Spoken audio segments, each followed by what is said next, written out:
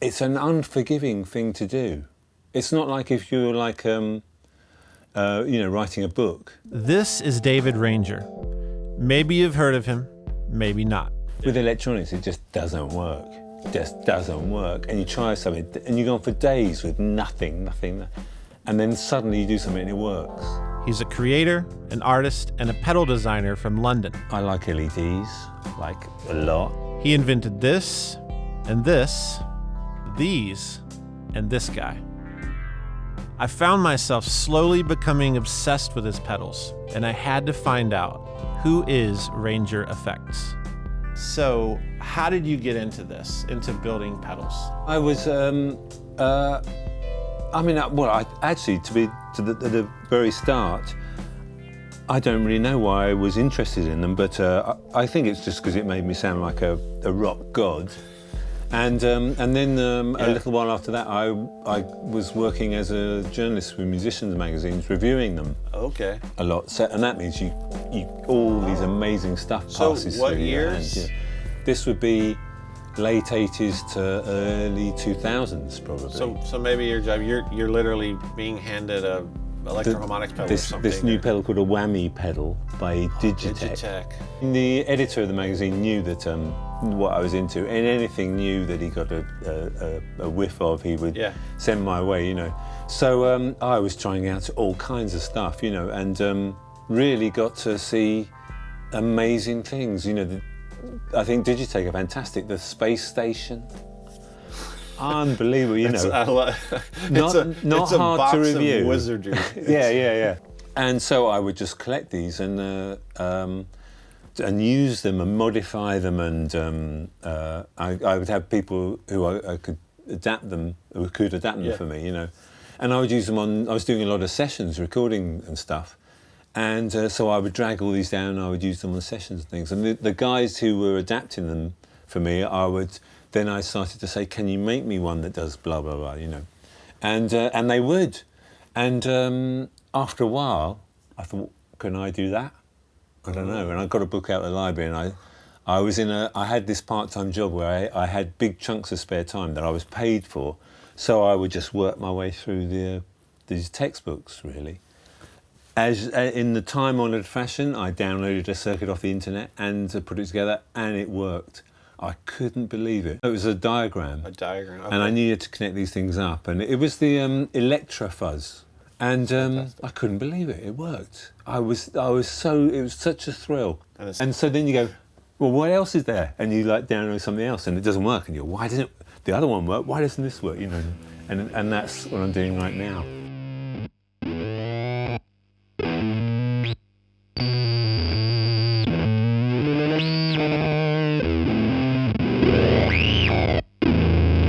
So this is pressure. It is expressing what control? It's really, in effect, just turning the main overtone knob.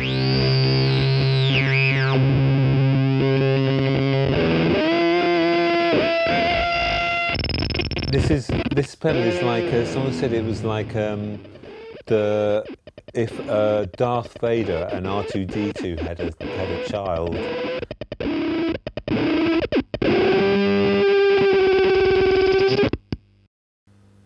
That was the single best 10 seconds I've had with a pedal in like a year.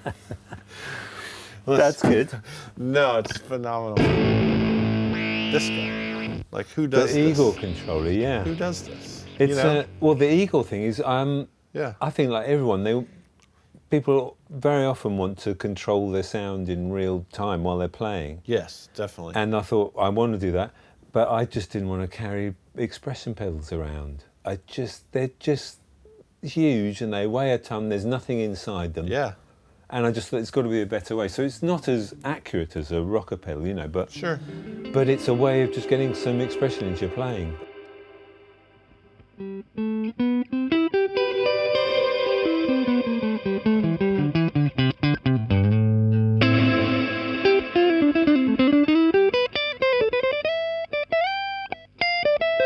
What's the first Rainger pedal? It was the original Dr. Freakenstein. Okay. There was this circuit that was that I found online by John Hollis, the Crash Sync, and it just sounded great. And I adapted a few parts in it here and there, and I think it was based on an MXR blue box. Okay. Part of that, because it had that weird low octave thing. Okay, yeah. On some settings. And so I messed about with that, and I found this amazing enclosure, plastic enclosure that looked like it was like a 1/6 scale Barbie doll console from a lab in like boffin green, dark.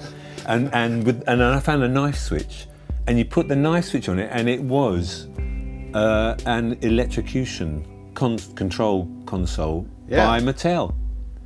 And you think, wow, every child needs this. I will make a whole load of these. And so I made 3 of them, and I went down to Denmark Street, and I went into the shop, a shop that I knew down there, and the guy tried it out and said, great, yeah, I'll take all these. And at the end of the day, he phoned up and said, have you got another 10? And I said, yes. And quickly ran around. Yes, you did, somewhere. And of course I did. Future time space. But yeah.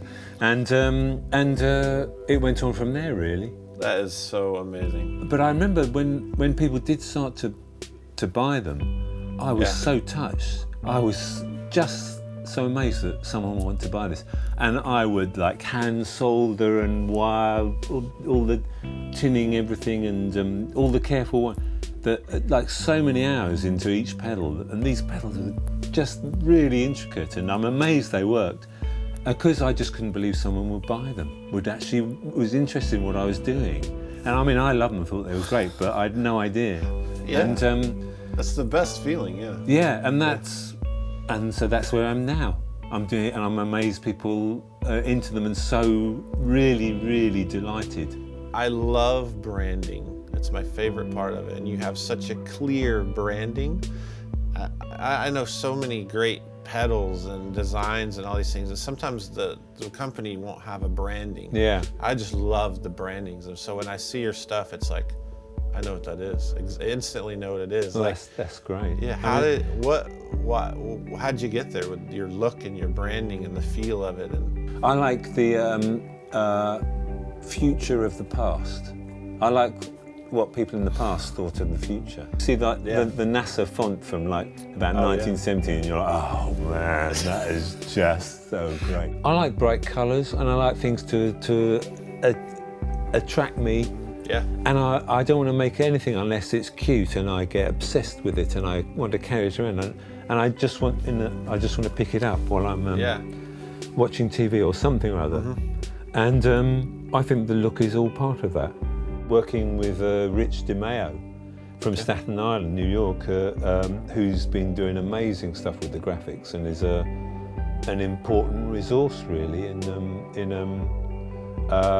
finding out how to make a pedal come across in its strongest way. Yeah. Speaking of the branding on a pedal, so this right here, I'm very jealous of. It's amazing. Yeah. A tone bender by Rainger FX. Yeah, the Color Sound Freakenbender. Notice Color Sound, British company, colour spelt in the American way. Yeah. But you know why they did that? Why did they do that? To get some cool Americanness on their product. They wanted Americanness, and I just want everything to be not American. Yeah, but no, it worked for me. I bought the pedals, so you know. The tone bender, in my opinion, I think it's the most important pedal ever. It's really not the first Fuzz, but it's the second. It's an insanely cool story. What does that feel like to you? I mean, it's really incredible. I mean, I bought here's my original tone bender. So that's your first tone bender? Yeah. And I bought this in 1980 from Macari's, where they come from, in Charing Cross Road. And I just loved it, and I used it on tons of recordings and everywhere, gigs and everything for forever after. Yeah.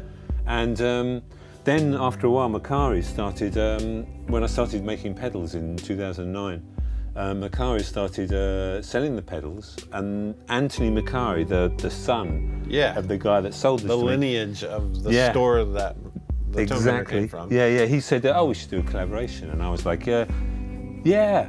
Thinking, but if I think of something that's any good, I'll do it myself. Why would I share this? Right. But I could tell, actually, but it would be pretty neat to have do something with Color Sound. Yeah. And one time he said, we should do a collaboration because your Freakenstein, it takes over where our tone bender leaves off. And I thought, wow, brilliant, why don't we have a knob that does that? You turn up the drive knob of the tone bender and right at the very last bit it just flips over to being Freakenstein.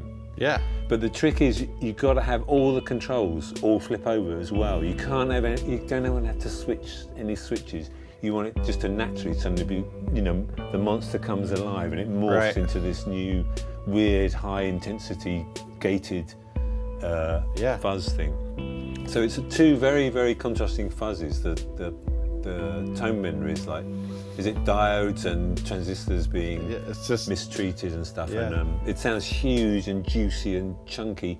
And then you go over to the Freakenstein side of it, and it sounds unnatural, and it has to be listened to. It won't be ignored. It will cut through anything you put in front of it. It's amazing. And that sounds like a handy combination to me.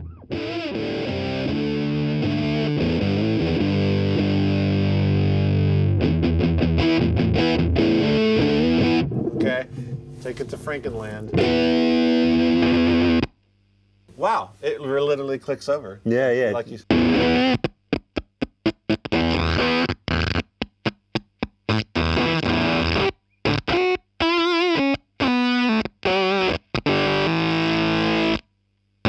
And you plug in the eagle there.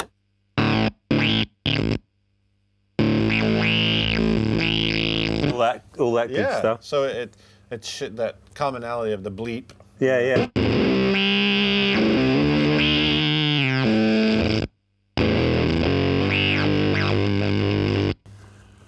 Oh man. Yeah, so it's everything old and everything unworldly new. Yeah, it's a simple thing, and that's just great. It's great. Yeah.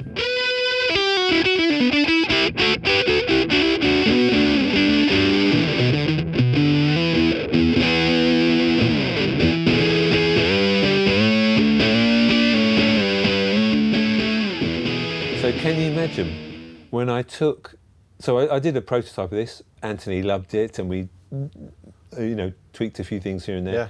When I took the first of this range of pedals down to the shop, and he said, great, great. And in the window, he moved the range of the tone benders apart and put that pedal in there. Oh, I couldn't believe it. Yeah. My name was on it. It was in the window. You are forever tied to one of the most important stories in the history of guitar. And Well, it's amazing. It's amazing. Yeah, I'm so delighted, and it's so amazing. I often say there's a pedal out there for everyone, and David proves this to be true. Whether you're into minimal features, lots of controls to dial in, or you want to make your guitar bleep like a robot, there's something out there for you. As different as David and I think about how we design our effects, I love his approach. He inspires me to think differently, to do something a little crazy. I think it's important to push the envelope, you know, to do to try and do new stuff, and sometimes it may fall flat, and sometimes it may work, you know. Yeah. At the end of our conversation, I asked David, "What do you want your legacy to be?" And he said this: To inspire someone to do it would be really brilliant. It's I think that's good enough. David Rainger, mission accomplished.